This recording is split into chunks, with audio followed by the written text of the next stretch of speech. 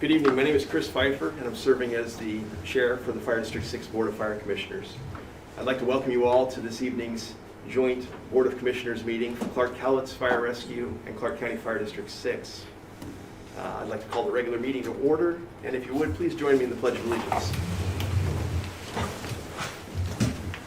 Allegiance to the flag of the United States of America, and to the republic for which it stands, one nation, under God, indivisible, with liberty and justice for all. Thank you.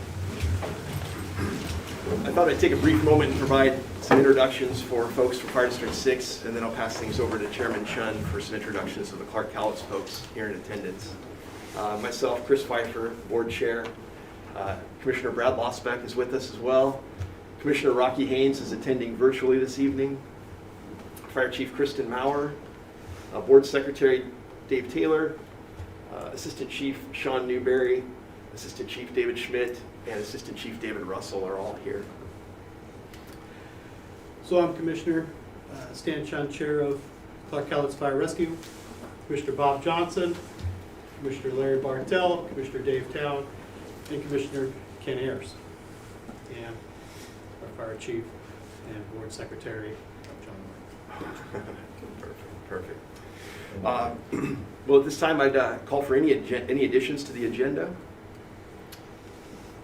Okay, hearing none. Our first order of business would be to read and approve our minutes of our November 9th joint meeting. Did everyone? I make it a motion that we would approve and post as necessary, not read. Larry Bartell, second. It's been moved and seconded. Is there any discussion? Hearing none. All those in favor? Right. Hey, Aye. Opposed? Motion passes. Citizen communication. We've had to change things up here this evening, and we're operating in a virtual capacity. So we have a YouTube live stream as well as a Zoom stream. So citizens and or members of either organization wishing to communicate, they can do so by using the YouTube live feature. There is a chat feature that they can type in questions or comments that they'd like addressed. That will be monitored throughout this evening's meeting.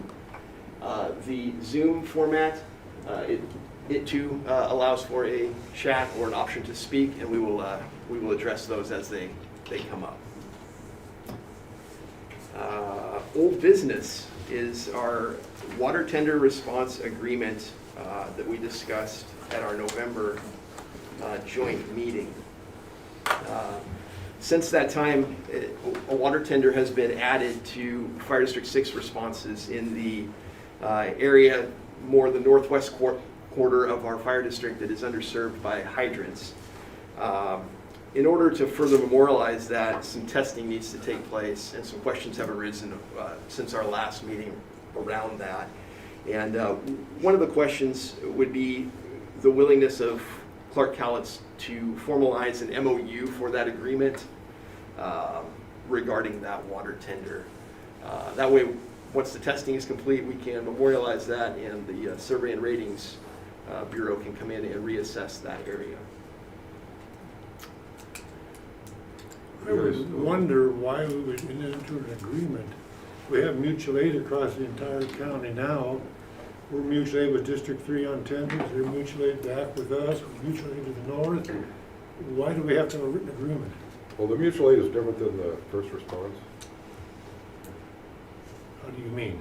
Well, you're going to be on our run cards versus, Right, District 3, we're on their run card. You mean you're gonna specifically call for a CCF&R tender? well, that's what the run cards say. Okay. Not just the closest one, just you're gonna specifically call, okay? It can be an interlocal agreement, it can be a MOU, it just formalizes it. It's also my understanding that throughout the survey and rating process that a formal agreement may be necessary to memorialize that. Okay. It's reasonable. My question would be, the tenders on the run card, first alarm, I would assume that if available, the closest tender would respond, and would that be with a duty person, or would you wait for a support person to come in and get it, I guess is my question. It's been the direction I've given staff is that if an outside agency calls for a tender, sometimes we have like Cowlitz County agencies call for tenders, that an on-duty crew takes that. So a lot of times we have support personnel who come and get the tenders, our support volunteers, and they're very good at it. But they come get the tenders because usually all of our crews are dispatched on the fire. So they've all taken fire engines to the fire. But if we've got an on-duty crew there that's not dispatched to the fire, they will bring the tender. Okay. And so that's, Chief Peeler can speak a little bit more. He's talked to the battalion chiefs about it. We're in the process of updating a lot of our policies anyway on that, but that is the direction they've been given. And in our own internal policy right now, the third or fourth due engine assigned to that, if they have a tender in their quarters, they're supposed to take it with them anyhow.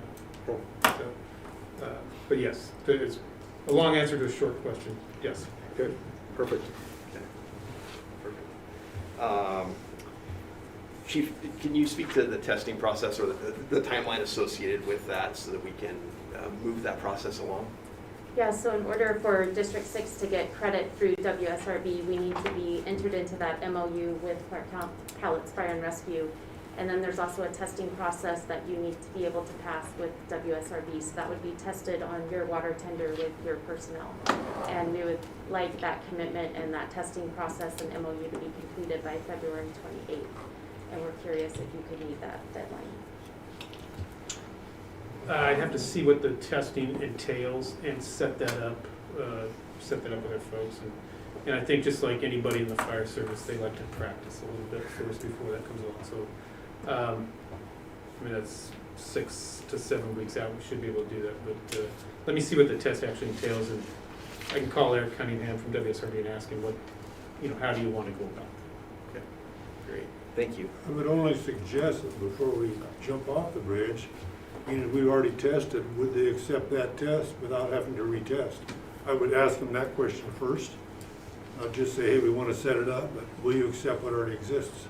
When and Chief may have some more information on that, but when I contacted him about this several months ago, he said a test would have to be done. That was the impression I was left with. Is that if we add to District 6 run card so that they get tender credit for that a test would need to occur. Correct. Did you hear anything different, or we can No, clarify that's with them? Okay.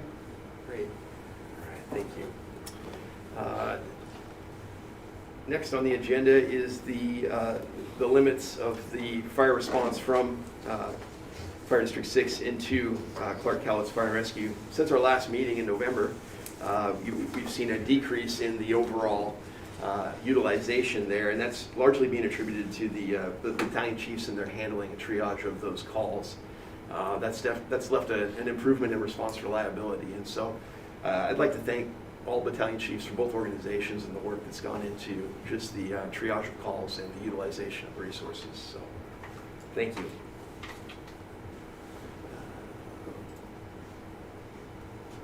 Next in line is the Fairgrounds Fire Facility Board contract. As we've entered into 2022 now, that the contract has changed. We're in a 50-50 split with that. It's my understanding that there needs to be some updates to the contract. Is that correct? It's 50-50 verbal only. Okay. Yeah. And so formally, the board would need to update that contract to memorialize that. Is that correct? Correct. Okay. Could I would seek a clarification. I have heard the word contract used quite often, and all I have in my possession is an interlocal agreement. It's an agreement. That talks about, so that is what we're talking about. Okay. Okay. Yeah, I'm just speaking to what's on the agenda. I'm unfamiliar with all the verbiage associated with the contract myself. So I asked Kathy to find a contract, and she said, well, we have this agreement, and so I said, that's the only one I know of. Thank you, sir. Okay. With the move towards a joint staffing plan, an operational plan is associated with that. It's my understanding that that hasn't been updated or established in the past. Chief Maurer, can you speak to that? That's correct. The FFP interlocal agreement requires that an operational plan be developed between the departments. That's never been done, or at least never been memorialized in legal terms. So that would need to be added if there were to be any staffing out of this station, and how we would go about doing that. And the FFP would put that together and take it back to their boards, right? That's what the interlocal requires.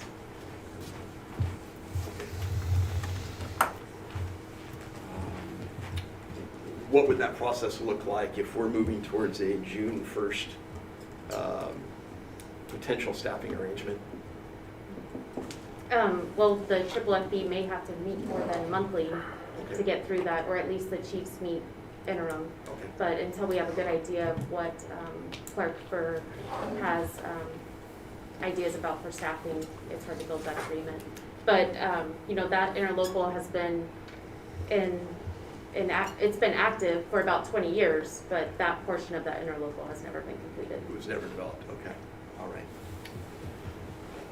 And that would be a change in the agreement too. So we'd wait till all the changes were done before we would make changes to the interlocal agreement. There's a lot of updates that need to be done to the interlocal agreement, yes. Couple of these have to work on that. Okay, so does that clarify any of the questions you had there? But the actual operational plan is not an update, it's just never happened. Right. Okay, Unless some verbiage needs to be changed of how we're gonna do an operational plan. okay, all right. Moving on to the new business portion of tonight. Chief Knorr or Chairman Chun understand that there's a staffing plan that has been worked or to develop here for 151. Could we discuss that or move through that plan this evening? I shared a plan with my board on December 9th. Okay. That essentially that CCFR can place a unit in service at Station 151 on June 1st. Staff it initially with a captain and a firefighter. One of the two each day will be a paramedic, and it will respond as closest unit to all incidents in CCFR. And at the discretion of Fire District 6, it can respond as a closest unit, or it can respond on high priority incidents only. Right. Seems like if we just said this has to go to the FFB board, that's where it should go next, and I don't know if this group would want to enter into discussion on it, unless we wish to give some thoughts.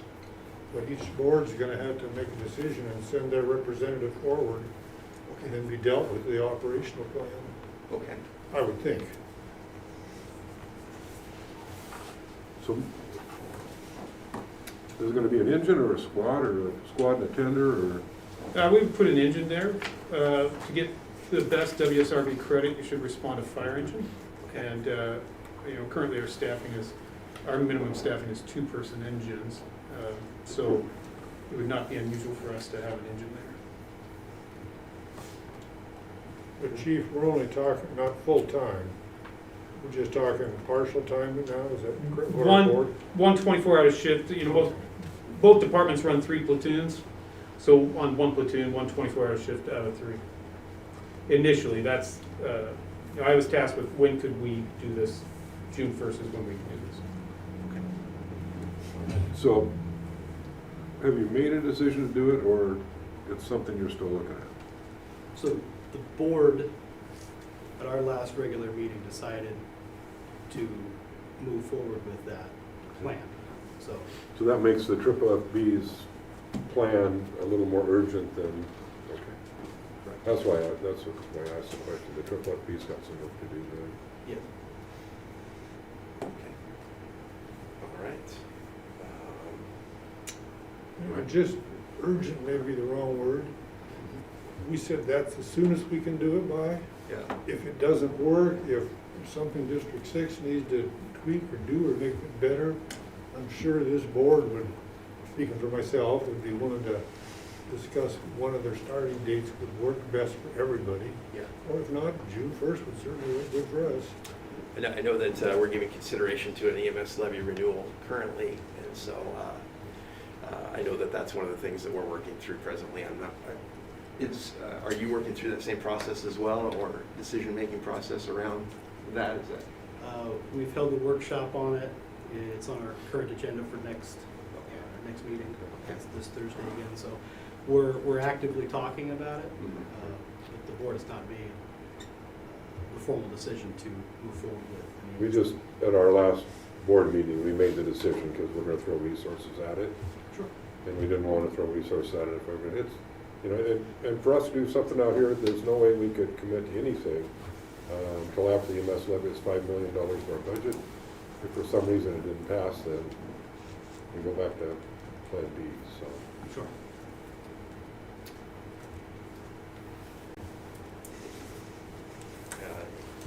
I've got a question.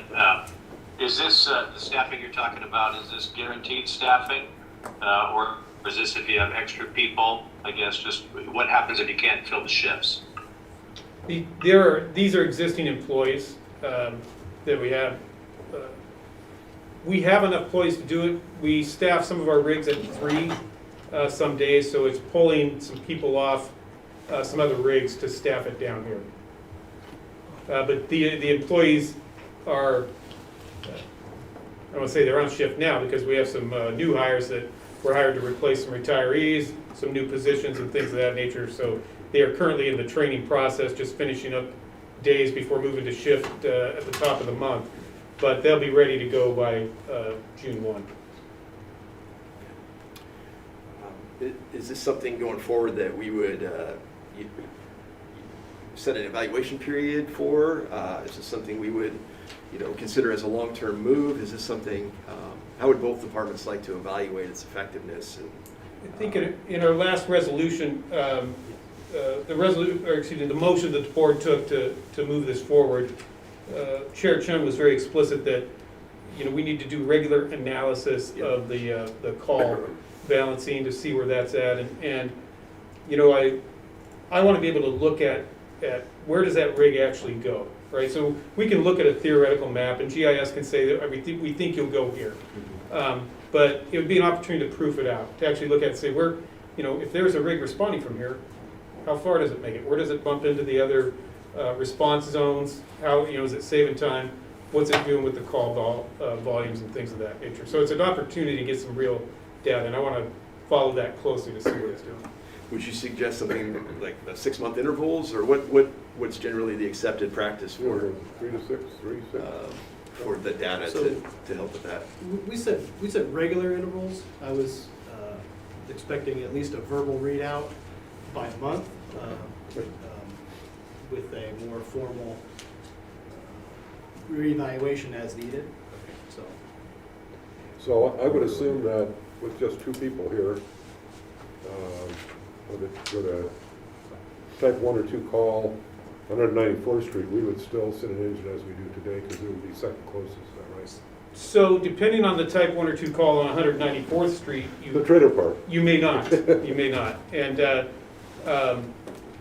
so there are certain priority 1 chest pains that call for a 2-person response, and there are certain priority 1 chest pains that call for a larger than 2-person response, 3 or 4 if you can do it.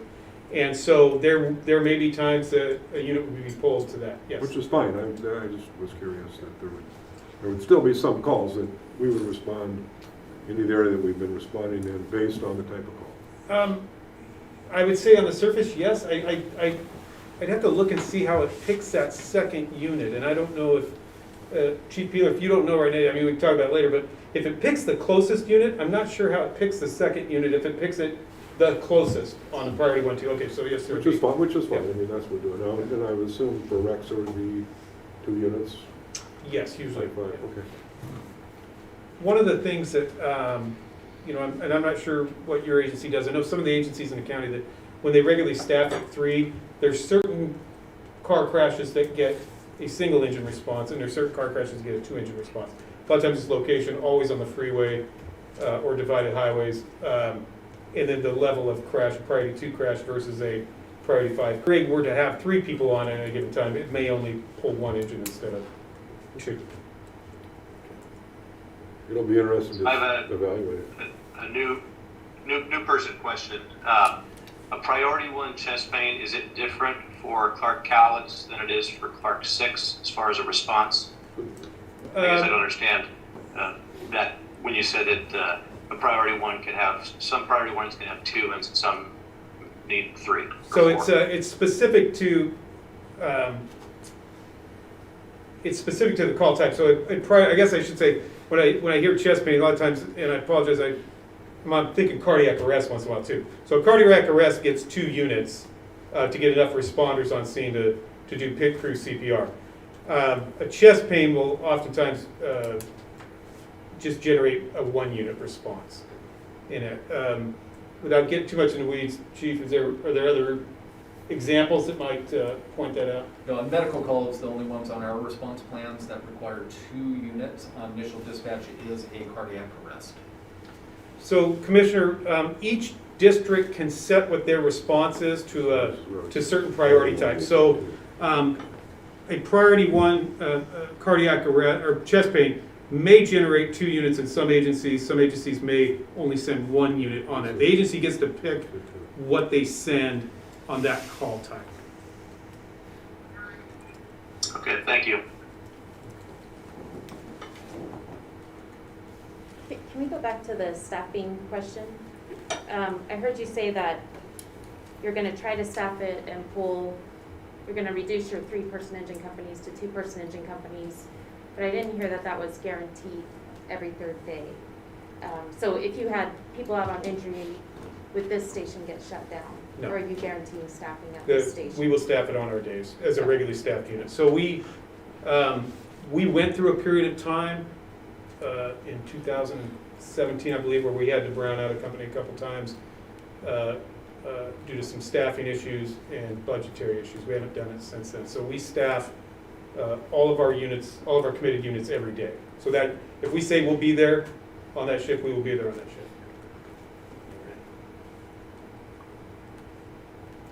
Notwithstanding a COVID event that takes out half of our workforce. Well, But, yeah, we know that. Fingers crossed, right? Yeah. on every other day, though, yes, sir. Yeah. You had one of those. All right, do you have any additional questions moving I forward? don't, I was just thinking of questions so we can evaluate what they're suggesting. How we can And I support think that. well, should I talk no more about it, but closest unit, type 1, closest unit, what the crew will be, so it'd be a captain and An a officer and a paramedic. paramedic. Or a captain paramedic, or a captain firefighter paramedic, I assume. If, one of the things we need to explore is if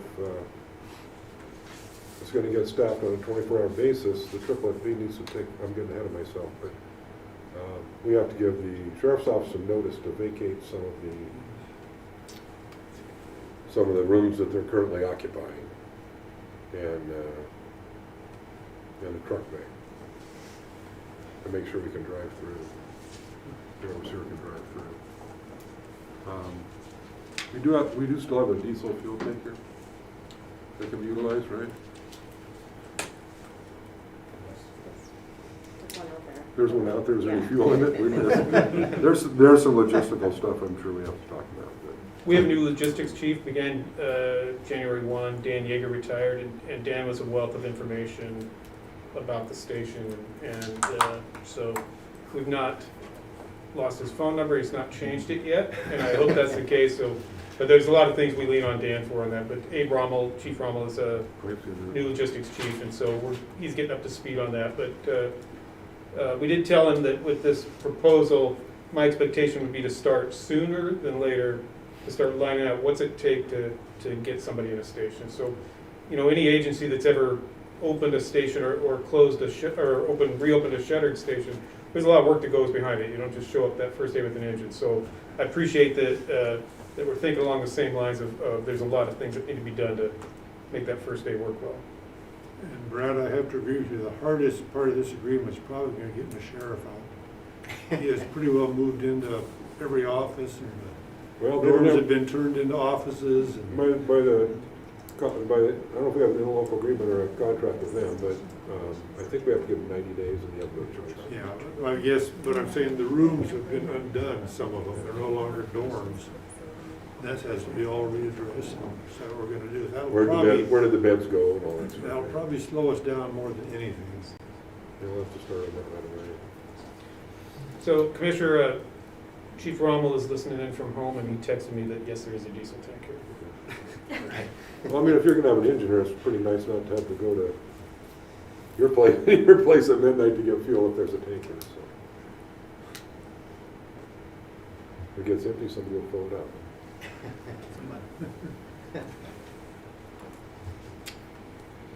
Is there any further discussion on that you have, or Commissioner Haynes? Any other questions?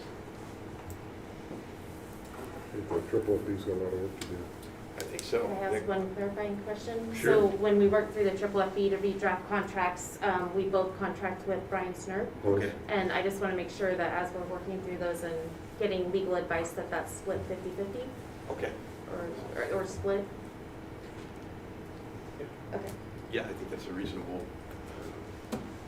Being a little before the FFFB, we've already agreed to split. 50/50. Yeah, I don't see there's a problem there. Okay. All right. All righty. Well, I think with that, we should look to set another meeting to continue our discussions and our findings. Would March be too long? Or too soon? Or too soon? Might be too soon. All the work's gonna fall on the Okay. triple FB right now. But I'm here all the time.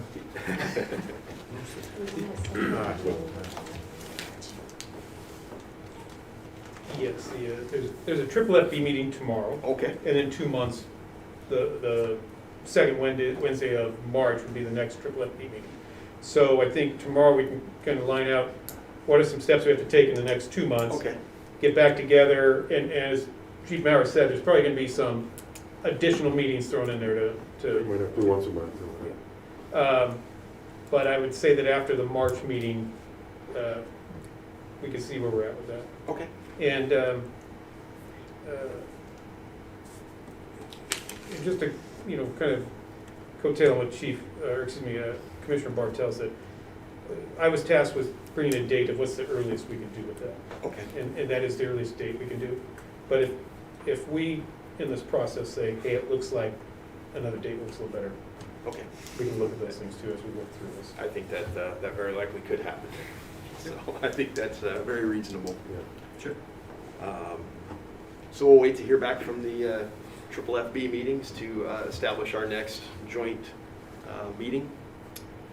Have there been any questions this evening? The next triple FB is March 16th, so if you wanted to schedule it shortly after there.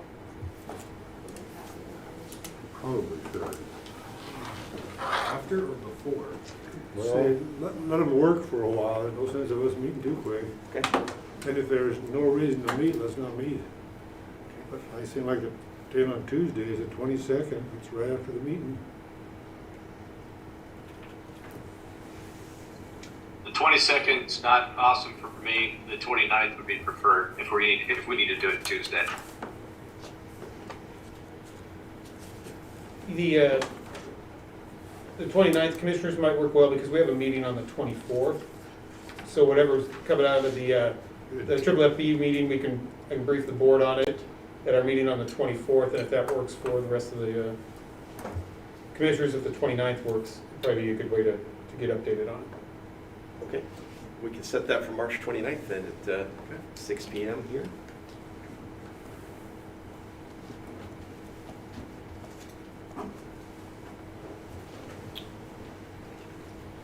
And Mr. Pfeiffer, there are no questions on it? Okay, great. No questions there. And are there any Zoom questions that you? We do have this one from Tom at the bottom.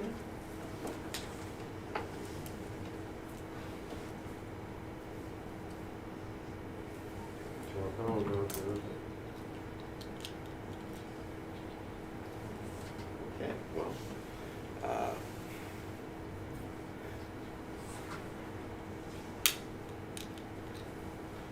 Well, my comment would be I'd love to do that, Yeah. but mutual or interlocal agreements exist, and we can't step outside them. We have to follow what we've agreed to.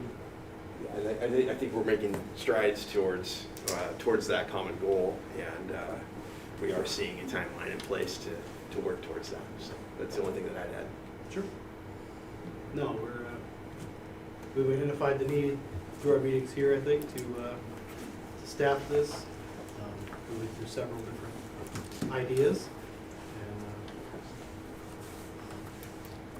And CCFR is committed to staffing it as often as we can, as soon as we can. And that was the proposal here tonight. So we're moving forward. We're moving forward. And we encourage District 6 to join whenever you're ready. Perfect. All righty, any roundtable items that need to be taken care of this evening or added? I just had a clarification on common expectation between the districts as to when we look at mutual aid responses into each other's, what generates that metric? Do we just look at an IR is created, or are we, you see what I mean? There are instances where a call might be generated, but not a response that was necessary.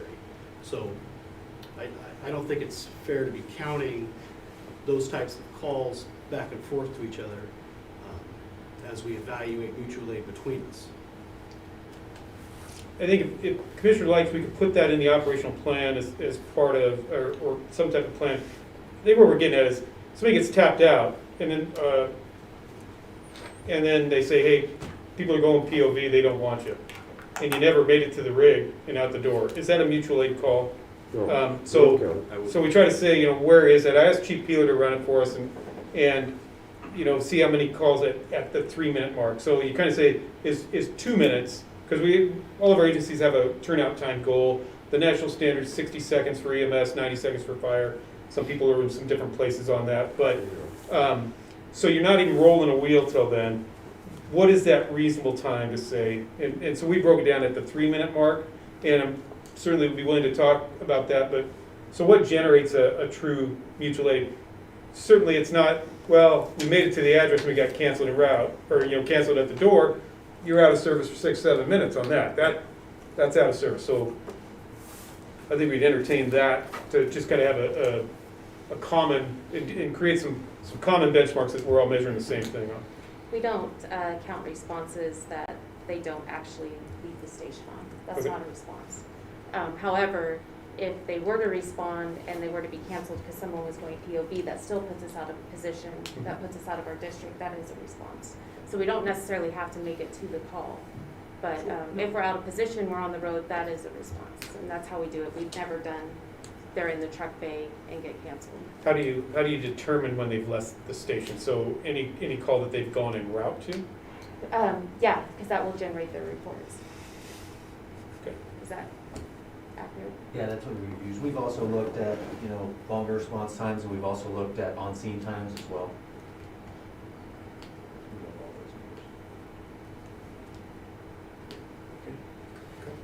And we are pulling the same out of First Watch. So we talk to the same person at First Watch, ask for the same reports at First Watch, only maybe a little different way of asking. So we're getting from the same data set out of Cressa. It's not based on our own ESO reports. And are you finding it matches? Well, we haven't done identical reports because usually if you have a report, we ask for it a little bit different, and we share it, and then that way we're not. Are you there's no finding point it's doing a close? redundant identical report. So like we've created the 3-minute, we've created the only within routes total. So there's a few versions out there. First Watch has been very accommodating on helping us work through those triggers and different things to create. So. What we don't use is the ESO report, what the crews put in, because even though we have people assigned to each shift that are quality control on the reports, it's pretty chronic to miss. They have to self-check, self-identify that mutual aid was received or mutual aid was given. And so it's a lot easier to go through the CAN information and get more accurate. We haven't pulled any ESO data that's come to the boards either. It's all First Watch. So I just don't think that that's unreasonable to maybe task our staff to come to an agreement on the parameters on a First Watch report. Yeah, I would agree. It sounds as though we're mirroring each other very closely with how we're calculating that Okay. as well. I just, save future heartache, I just thought we should be comparing apples to apples and not running separate reports and getting different data sets. And Okay. I don't mean to insinuate that that's happening at any Right. level. I just wanted to be Yeah. clear direction and upfront. So Perfect. I would agree.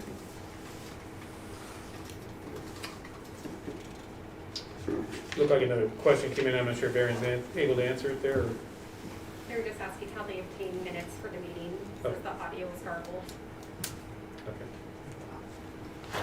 So minutes will be produced and posted, is that correct? Correct. Yeah. They'll be posted after you approve them at your next March meeting. Well, they probably can't hear that. So they have to be approved at our next board meeting, and then they'll give you posted. The District 6 is released. So is it garbled on YouTube, or is it garbled on? It's coming through Zoom, so it's garbled on Zoom. You might be able to hear it if I- they pull up the recording. I can tell you, I didn't understand what the question was or what the answer was. He's on totally different. They asked about when they can review the minutes from this meeting, because they couldn't hear. Did you have any trouble hearing? Nope, I heard that loud and clear, thank you, No, Commissioner Mosbeck. I mean, throughout the process, could you hear everything pretty well? Yes, yeah, you guys have been crystal clear. Okay. You guys are thank you. amazing. Easy to say from Florida. Thanks, Rocky. All righty, well, with nothing Okay. further, I'll move to adjourn our meeting.